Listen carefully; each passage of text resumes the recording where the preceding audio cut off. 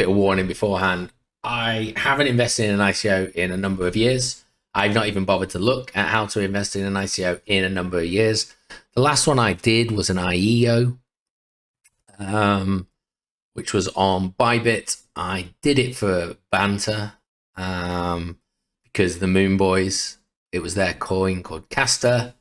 I went to get in on it early, and then when it got to public sale, I dumped mine because it just got to a value that I couldn't turn my nose up at. So but that doesn't mean that they're not profitable, and it doesn't mean that you're not able to make some profit from them.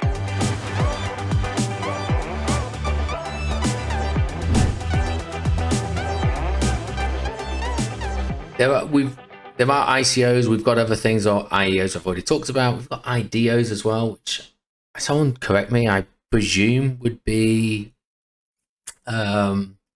decentralized.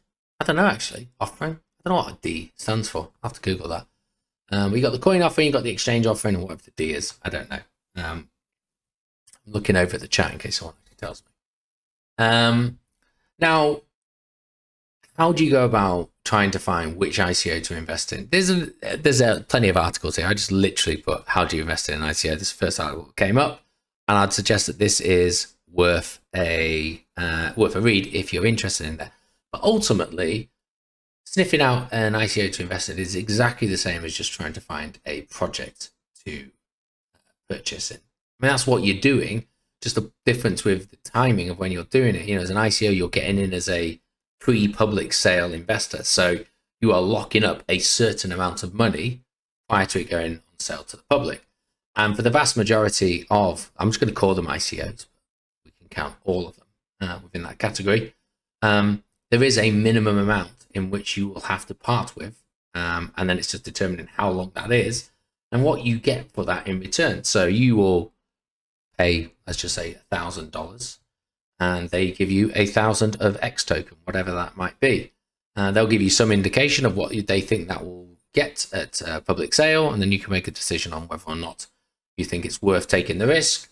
There is typically lockup periods within that, so maybe at public sale you can only sell X% of your monies, but again, that very much depends on at what stage you get in.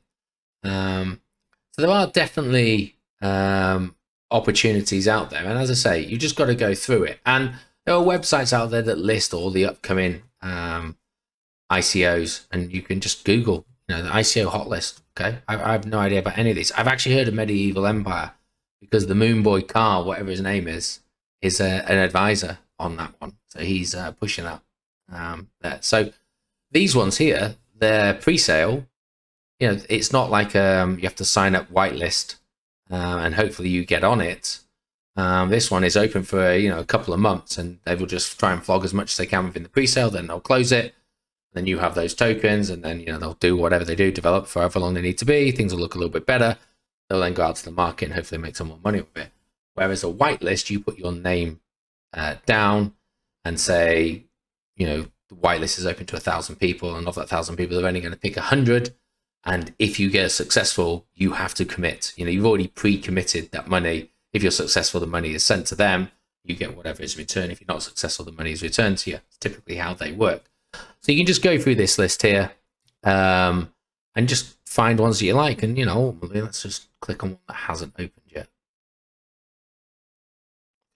Come on, there must be one. Let's go in this one. 17 best ICO cryptos to invest in 2023. I mean, if that's not a clickbait title to get you pumped about jumping into ICOs, I don't know what is.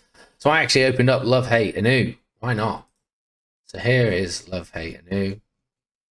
I mean, this looks like the worst thing in the world. So it's probably going to do incredibly well. So, on this one here, it tells you that it's raised 1.3 million of the just under 2 million. And there's effectively 3 days to go. So I could now, if I wanted to, buy this as a public pre-sale, if you will, of that. And they're looking to raise that money. What they do if they don't, I don't necessarily know. But we can go through here. This tells you what it is. I have no idea. Looks like you can vote on some things. I don't really get it. Oh, okay. So maybe it's like, do you love or hate people? and then you can vote on it. It seems very meme driven. Don't care about the roadmap or how to buy. So click on the buy button. So I can buy it with ETH, I can buy it with USDT. Okay. But you'd need to go through all of this and just understand what it actually means to buy it. Like right now, this website's not giving me that much on what it actually means to get into this pre-sale. So I'd have to do further research on this one. An example. Let's do Swords of Blood. Okay. Pre-sale. So again, we can see here that pre-sale 1 ends in 7 days. You connect a wallet to it, and off you go. I was hoping it might list all the other pre-sales, but it doesn't. You can just follow it from that there. Although it says 4 days here. Pre-sale 1 is open. Pre-sale ends in 4 days. Oh, that must just be in a screenshot. Okay. And yeah, I mean, this one's only raised $6,000 and it's trying to raise 2 million. That should be a red flag straight away.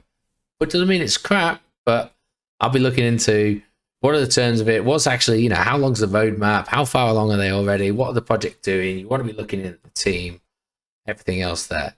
But just my final thing really on ICOs is, the big, potentially $300 billion elephant in the room is that we've got some pretty big regulatory cases going on at the moment, and at the heart of it are ICOs, and that's the biggest bugbear that the SEC has with a lot of altcoins, is the fact that they were launched via an ICO. So I'm not saying you can't do that. Matter of fact, the fact that I can't control the outcome of that case any more than any of you guys can. That's not stopping me from buying altcoins at the moment. So perhaps that shouldn't actually stop you from buying ICOs. However, the good thing about me buying an altcoin is I can dump that if the announcement comes negative in a couple of weeks' time. If I bought into an ICO and I've got to hold on to it for 2 years, I might be locking up that cash for an awful long time. So, just also got to bear that in mind, what your risk appetite is. If you're going to do it, just please don't do it with 100% of your pot. None of you would ever do it with 100% of your pot. Do a lot of research within it, have a look at some tokens. As I said to you, 2 years ago, I did it on just a bit of banter because I thought it'd make a good video, because they were guaranteeing, I can't remember what they were saying, it was like 1000x in the first week or something like that. Going on Twitter saying it, I was getting it all ready, and it actually did incredibly well. So it didn't make a good video because I thought it was going to go the opposite way. Yeah, so Greg, I don't know if that's helped anyway at all, or put you off. If I'd done ICOs more recently, maybe I'd be a bit more swept up on that. But there's plenty out there still. There are websites that tell you where they are. Just please, for the love of everything, just do some really good, really good research. Even what's the quality of the coding like? Are people actually doing it? And, are people happy with what's being done? Because anyone can sell you anything with words. It's actions that you really need to be seeing. You are not, startup capital. You're not a VC within this. There should be something that you can witness that they are going off. So yeah, just bear that one in mind.